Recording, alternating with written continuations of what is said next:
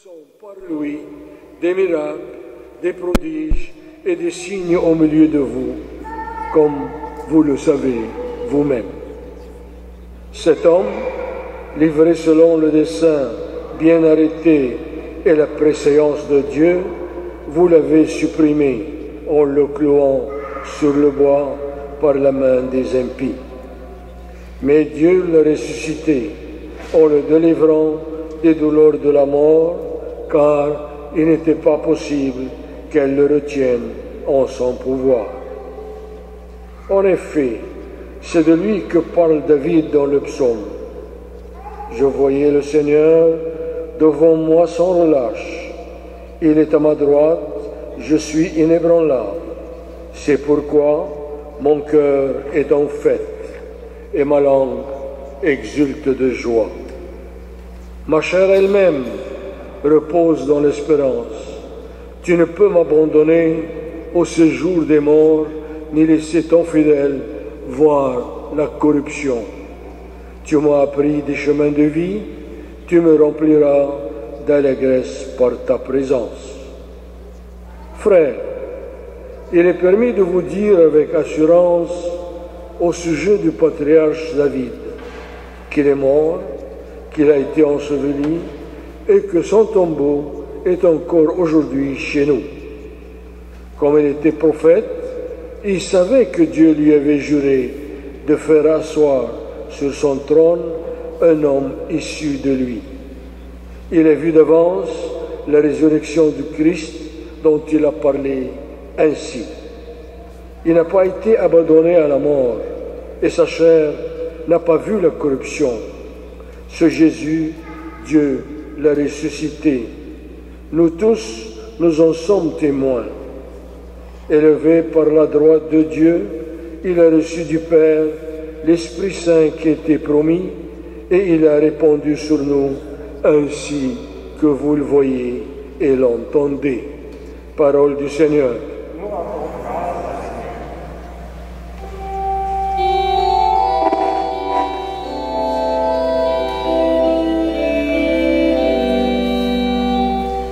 Le Seigneur est bon, éternel est son amour. Le Seigneur est bon, éternel est son amour. Garde-moi, mon Dieu, car j'ai fait de toi mon refuge. J'ai dit au Seigneur, tu seras mon Dieu. Je n'aurai pas de plus grand bonheur que toi. Le Seigneur est bon, éternel est son amour. Je bénis le Seigneur qui me console. Même la nuit, ma conscience m'avertit. Je garde le Seigneur devant moi sans relâche. S'il est à mon côté, je suis inébranlable. Le Seigneur est bon.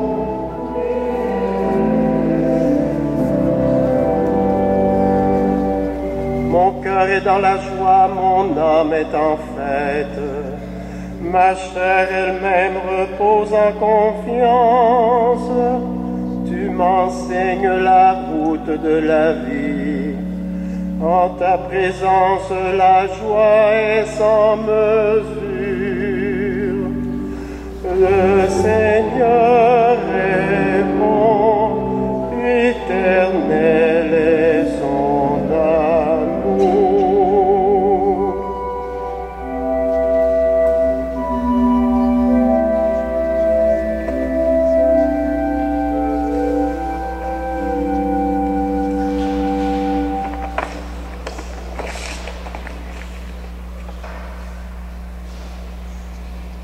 Lecture de la première lettre de Saint Pierre apôtre.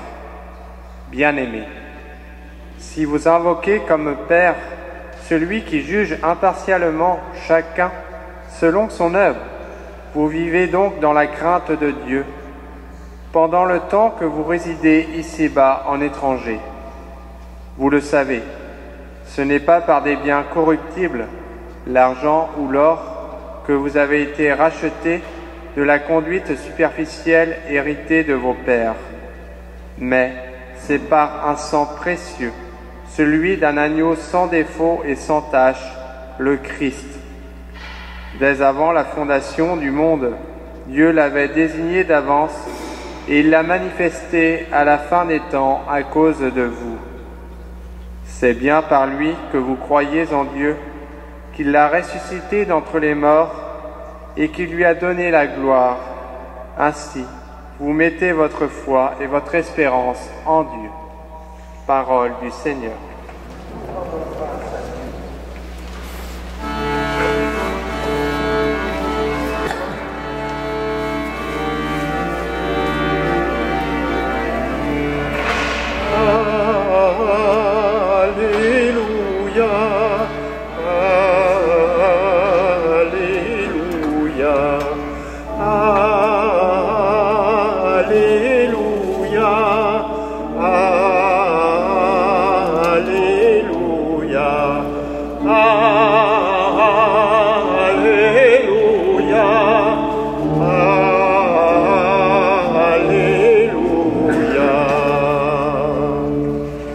Seigneur, fais-nous comprendre les Écritures, que notre cœur devienne brûlant, tandis que tu nous parles.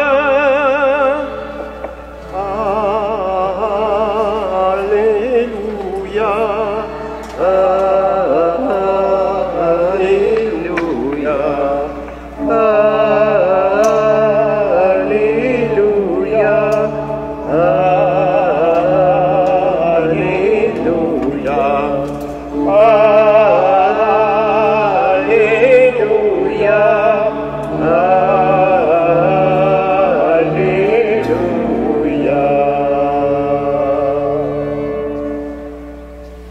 Le Seigneur soit avec vous.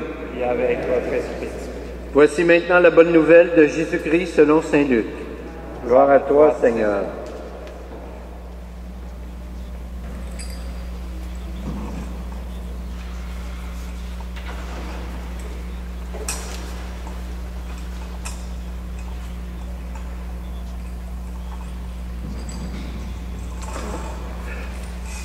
Le troisième jour après la mort de Jésus, 2 disciples faisaient route vers un village appelé Emmaüs, à 2 heures de marche de Jérusalem, et ils parlaient ensemble de tout ce qui s'était passé. Or, tandis qu'ils parlaient et discutaient, Jésus lui-même s'approcha, et il marchait avec eux. Mais leurs yeux étaient aveuglés, et ils ne le reconnaissaient pas. Jésus leur dit: « De quoi causiez-vous donc tout en marchant ?» Alors ils s'arrêtèrent tout tristes. L'un des deux, nommé Cléophas, répondit: « Tu es bien le seul de tous ceux qui étaient à Jérusalem à ignorer les événements de ces jours-ci. » Il leur dit: « Quels événements ?» Ils lui répondirent: « Ce qui est arrivé à Jésus de Nazareth. Cet homme était un prophète puissant par ses actes et ses paroles devant Dieu et devant tout le peuple. Les chefs des prêtres et nos dirigeants l'ont livré, ils l'ont fait condamner à mort et ils l'ont crucifié. Et nous qui espérions qu'il serait le libérateur d'Israël, avec tout cela, voici déjà le 3e jour qui passe depuis que c'est arrivé. À vrai dire, nous avons été bouleversés par quelques femmes de notre groupe. Elles sont allées au tombeau de très bonne heure et elles n'ont pas trouvé son corps. Elles sont même venues nous dire qu'elles avaient eu une apparition, des anges qui disaient qu'il est vivant. Quelques-uns de nos compagnons sont allés au tombeau et ils ont trouvé les choses comme les femmes l'avaient dit. Mais lui, ils ne l'ont pas vu. Il leur dit alors: « Vous n'avez donc pas compris, comme votre cœur est lent à croire tout ce qu'ont dit les prophètes. Ne fallait-il pas que le Messie souffrit tout cela pour entrer dans sa gloire ? Et en partant de Moïse et de tous les prophètes, il leur expliqua dans toute l'Écriture ce qui le concernait. Quand ils approchèrent du village où ils se rendaient, Jésus fit semblant d'aller plus loin, mais ils s'efforcèrent de le retenir. « Reste avec nous, le soir approche et déjà le jour baisse. » Il entra donc pour rester avec eux. Quand il fut à table avec eux, il prit le pain, dit la bénédiction, le rompit et le leur donna. Alors leurs yeux s'ouvrirent et ils le reconnurent, mais il disparut à leur regard. Alors ils se dirent l'un à l'autre, « Notre cœur n'était-il pas brûlant en nous, tandis qu'il nous parlait sur la route et qu'il nous faisait comprendre les Écritures? » À l'instant même, ils se levèrent et retournèrent à Jérusalem. Ils y trouvèrent réunis les 11 apôtres et leurs compagnons, qui leur dirent, « C'est vrai, le Seigneur est ressuscité. Il est apparu à Simon-Pierre. » À leur tour, ils racontaient ce qui s'était passé sur la route et comment ils l'avaient reconnu quand il avait rompu le pain. Acclamons la parole de Dieu.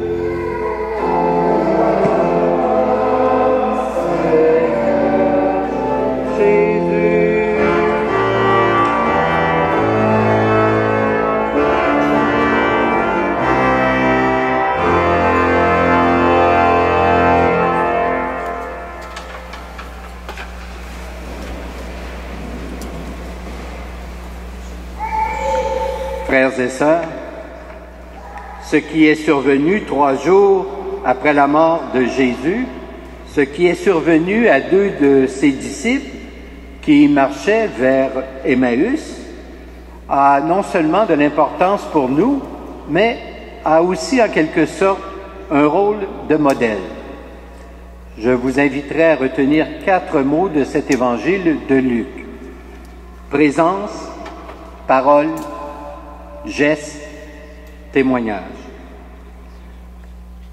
En effet, quand on regarde ce récit, il est question donc des 2 disciples qui ont assisté à la crucifixion de Jésus et qui maintenant fuient Jérusalem. Ils fuient Jérusalem parce qu'ils ont peur que le même sort leur revienne.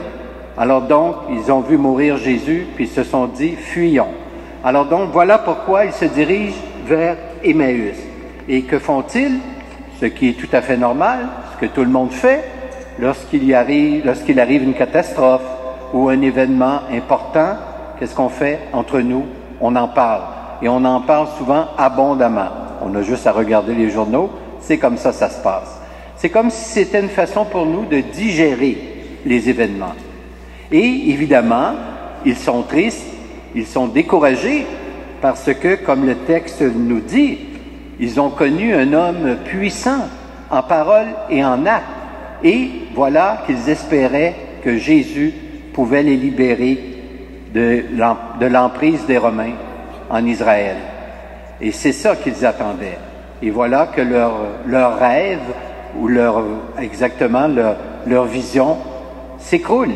Parce que pour eux, c'est comme un échec. Ils se disent, ils ont tué celui qui pouvait nous libérer.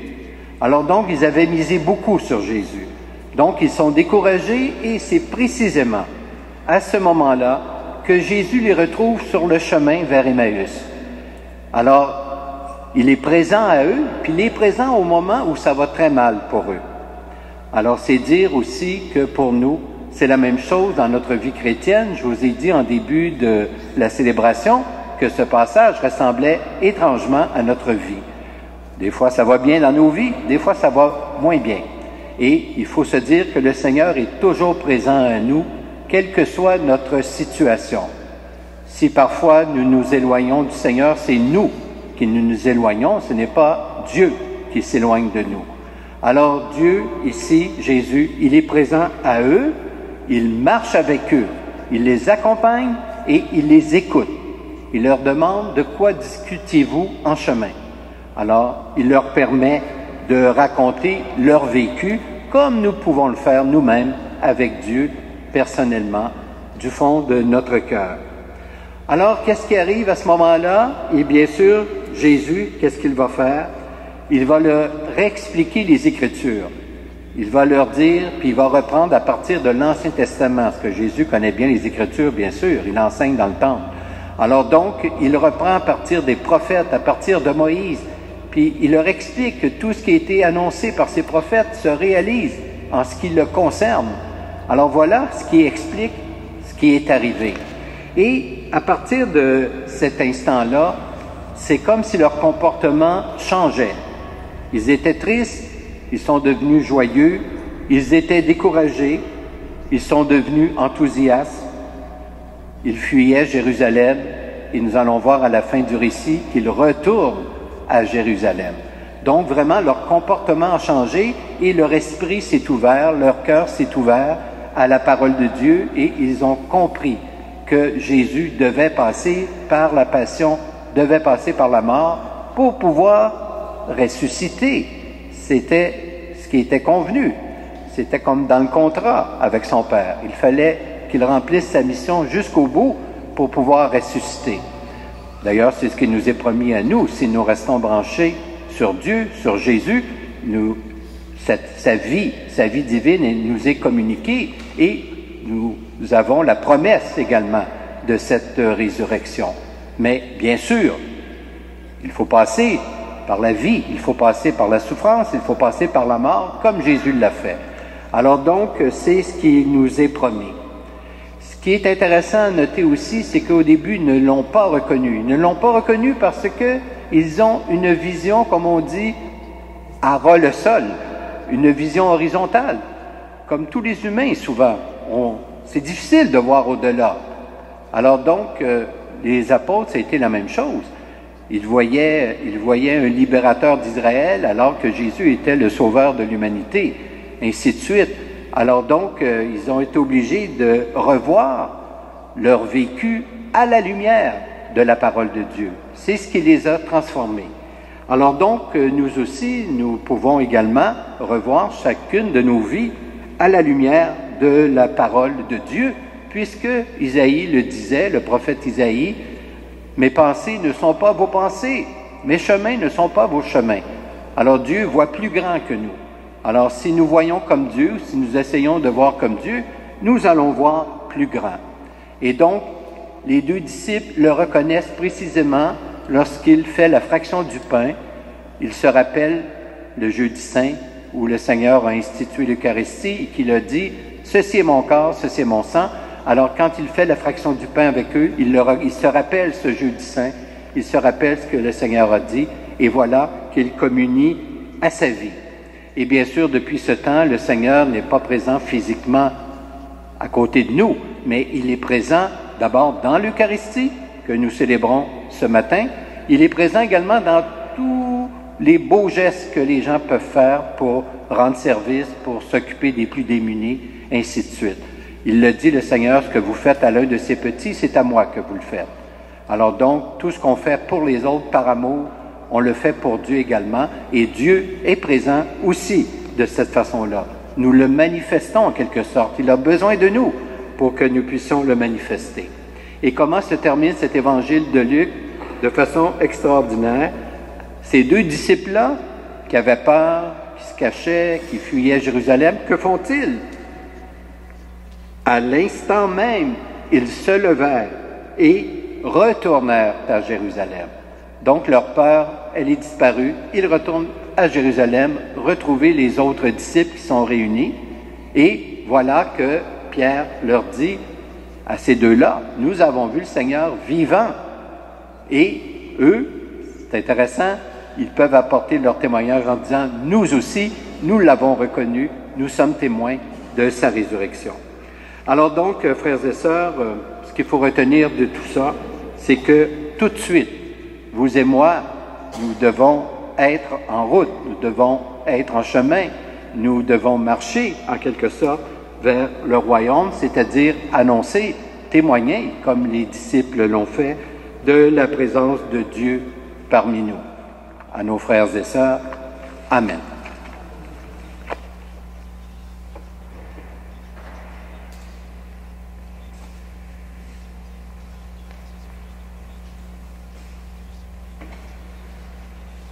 Je vous invite à vous lever et nous allons ensemble professer notre foi en ce Dieu qui est présent à nous.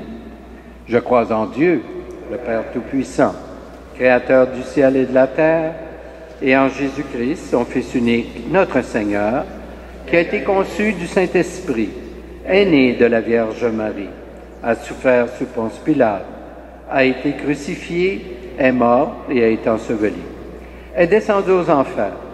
Le troisième jour est ressuscité des morts, est monté aux cieux, est assis à la droite de Dieu, le Père Tout-Puissant, d'où il viendra juger les vivants et les morts.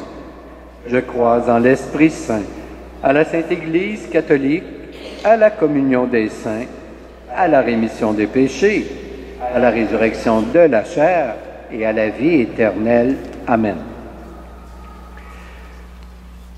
Frères et sœurs, prions maintenant pour tous ceux et celles qui peinent sur nos routes humaines.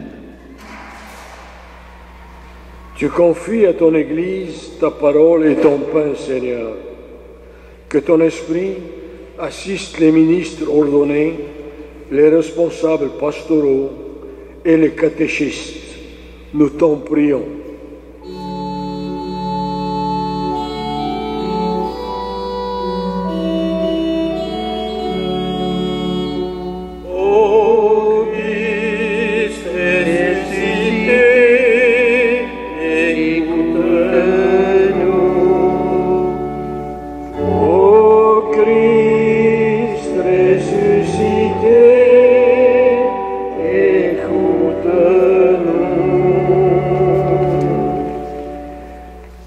À nos côtés, présents aux événements de notre monde, Seigneur.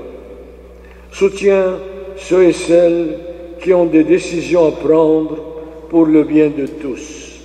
Nous t'en prions. Ô Christ ressuscité, écoute-nous.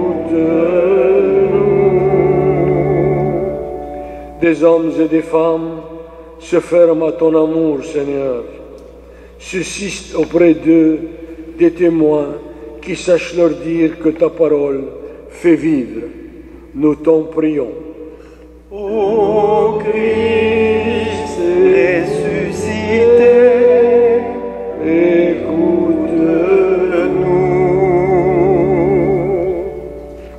Viens, Seigneur ressuscité, viens brûler le cœur de ceux et celles qui t'espèrent, de ceux et celles qui, sans savoir peut-être, te cherchent.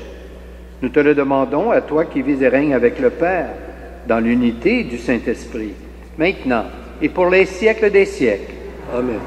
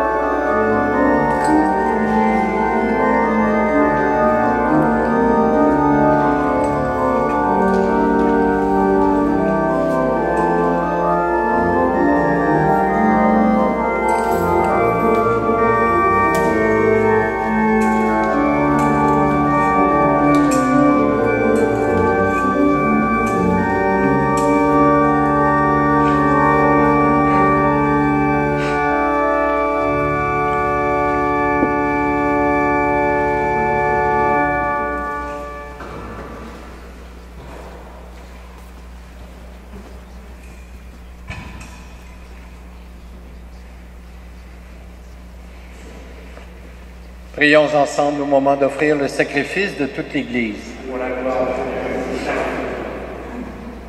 Dieu notre Père, la résurrection de Jésus fait son œuvre dans la vie de tes enfants. Regarde le pain et le vin que nous apportons avec reconnaissance.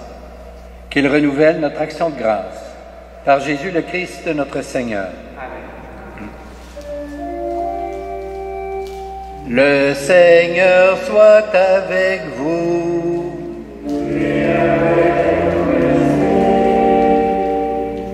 Élevons notre cœur.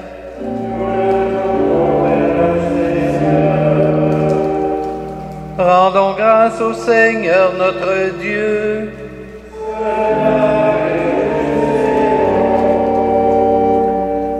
Vraiment, il est juste et il est bon de te glorifier, Seigneur, en tout temps.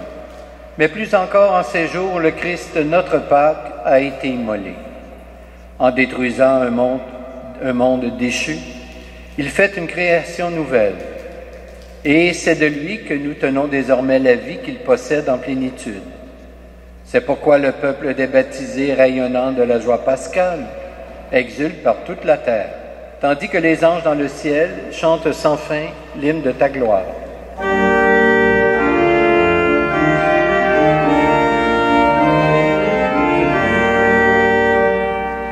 Saint, Saint, c'est le Seigneur, Dieu de l'univers. Le ciel et la terre sont remplis de ta gloire. Hosanna au plus haut des cieux. Béni soit celui qui vient au nom du Seigneur. Hosanna au plus haut des cieux. Hosanna, Hosanna au plus haut des cieux.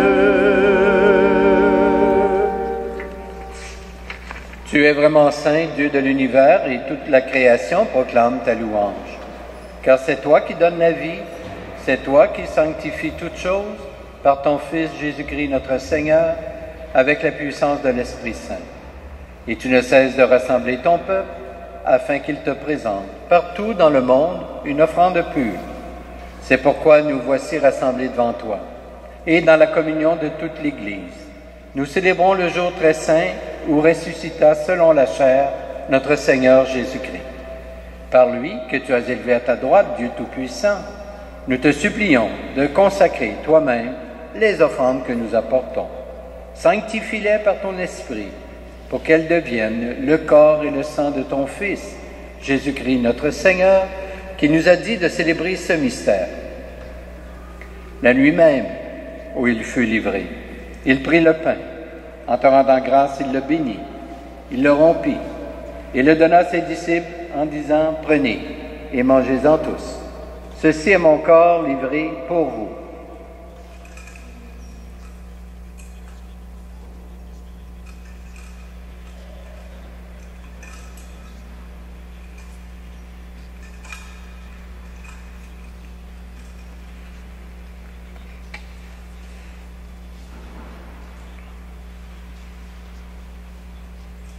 De même, à la fin du repas, il prit la coupe. En te rendant grâce, il la bénit. Il la donna à ses disciples en disant « Prenez et buvez-en tous, car ceci est la coupe de mon sang, le sang de l'alliance nouvelle et éternelle, qui sera versé pour vous et pour la multitude en rémission des péchés. Vous ferez cela en mémoire de moi. »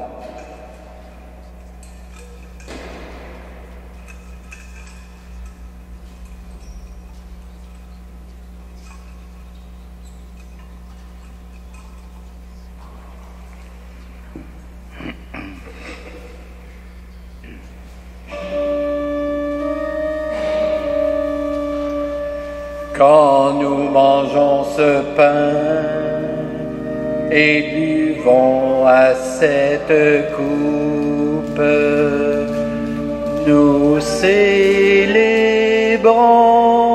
le mystère de la foi. Nous rappelons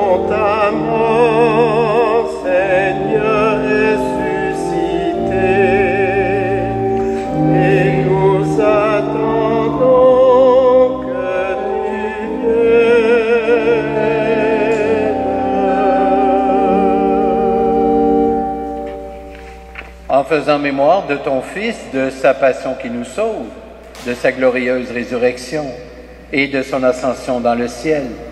Alors que nous attendons son dernier avènement, nous présentons cette offrande vivante et sainte pour te rendre grâce.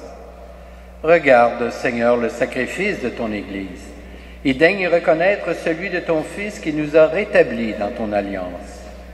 Quand nous serons nourris de son corps et de son sang et remplis de l'Esprit Saint, accorde-nous d'être un seul corps et un seul esprit dans le Christ. Que l'Esprit Saint fasse de nous une éternelle offrande à ta gloire, pour que nous obtenions un jour les biens du monde à venir. Auprès de la Vierge Marie, la bienheureuse Mère de Dieu, avec Saint Joseph, son époux, avec les apôtres, les martyrs et tous les saints et saintes qui ne cessent d'intercéder pour nous. Et maintenant, nous te supplions, Seigneur, par le sacrifice qui nous réconcilie avec toi, étends au monde entier le salut et la paix. Affermis la foi et la charité de ton Église au long de son chemin sur la terre. Veille sur ton serviteur, le pape François, notre évêque Christian, l'ensemble des évêques, les prêtres, les diacres, et tout le peuple des rachetés.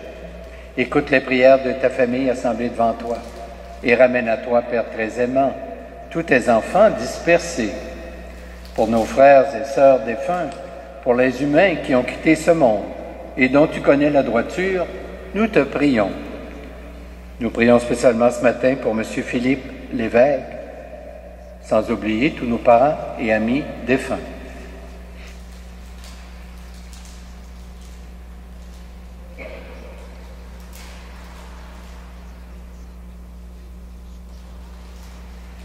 Reçois-les dans ton royaume, où nous espérons te combler de ta gloire tous ensemble, et pour l'éternité.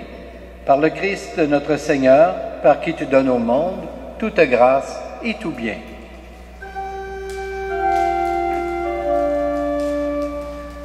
Par lui, avec lui et en lui. À toi, Dieu le Père Tout-Puissant, dans l'unité du Saint-Esprit.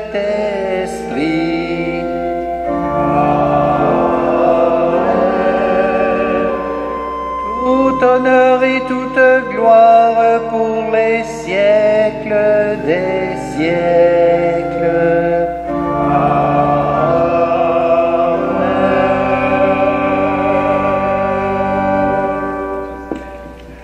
Unis dans le même esprit, nous pouvons dire avec confiance la prière que nous avons reçue du Sauveur. Notre Père, qui es aux cieux, que ton nom soit sanctifié, que ton règne vienne, que ta volonté soit faite sur la terre comme au ciel. Donne-nous aujourd'hui notre pain de ce jour. Pardonne-nous nos offenses, comme nous pardonnons aussi à ceux qui nous ont offensés. Et ne nous soumets pas à la tentation, mais délivre-nous du mal. Délivre-nous de tout mal, Seigneur, et donne la paix à notre temps. Par ta miséricorde, libère-nous du péché. Rassure-nous devant les épreuves en cette vie, où nous espérons le bonheur que tu promets et le retour de Jésus-Christ, notre Sauveur.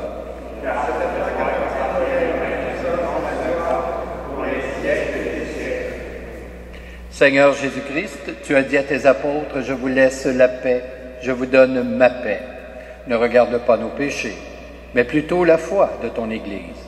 Et pour que ta volonté s'accomplisse, donne-lui toujours cette paix et conduis-la vers l'unité parfaite. Toi qui règnes pour les siècles des siècles, que la paix du Seigneur soit toujours avec vous. Échangeons un signe de paix entre nous. La paix du Christ, la paix du Christ, la paix du Seigneur, la paix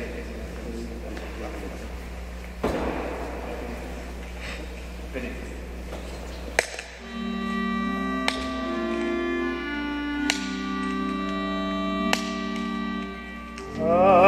Agneau de Dieu, qui enlève le péché du monde, prends pitié de nous.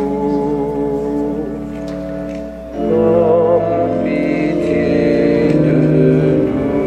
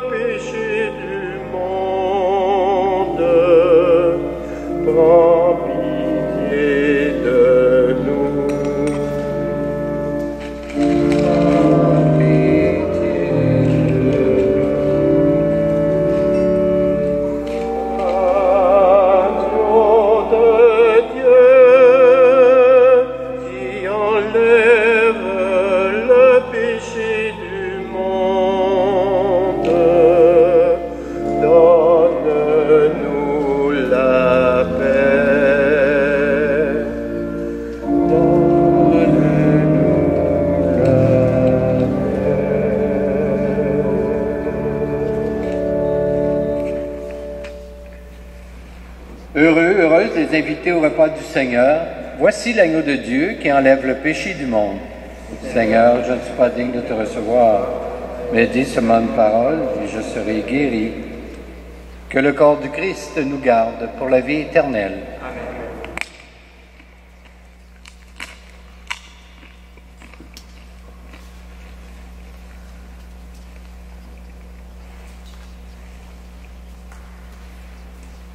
Le sang du Christ nous garde pour la vie éternelle.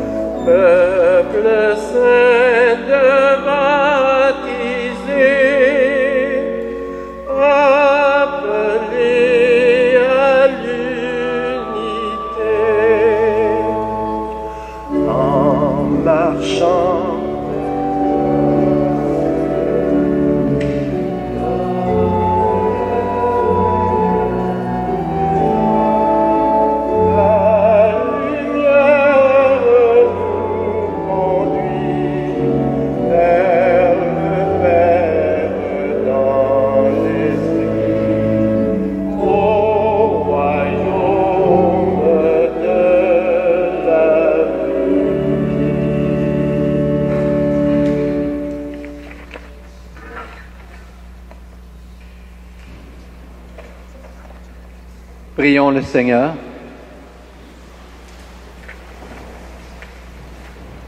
Seigneur Jésus, nous avons écouté ta parole et notre cœur s'est fait brûlant en nous.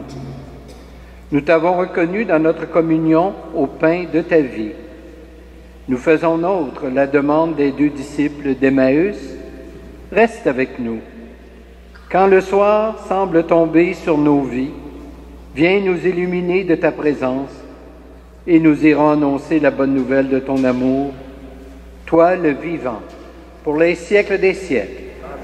Amen. 2 petites annonces. D'abord, il y a cette fin de semaine-ci, collecte annuelle pour le diocèse de Montréal. Alors, il y aura sans doute des gens à la sortie de l'église pour recueillir vos offrandes. Nous vous en remercions à l'avance.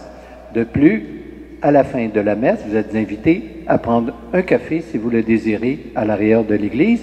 Nous tâcherons de faire cette petite activité à tous les dimanches après la messe de 10 heures pour nous permettre un peu plus de fraterniser ensemble, parce que souvent, quand la messe se termine, les gens s'en vont et on n'a pas beaucoup de temps pour les saluer ou pour parler ensemble. Alors donc, nous vous invitons à demeurer si vous avez le temps. Je vais maintenant vous bénir. Le Seigneur soit avec vous. Et avec votre esprit. Que Dieu Tout-Puissant vous bénisse, le Père, le Fils et le Saint-Esprit. Amen. Allons dans la paix du Christ. Nous rendons grâce à Dieu. Bon dimanche. Portez-vous bien. À la prochaine.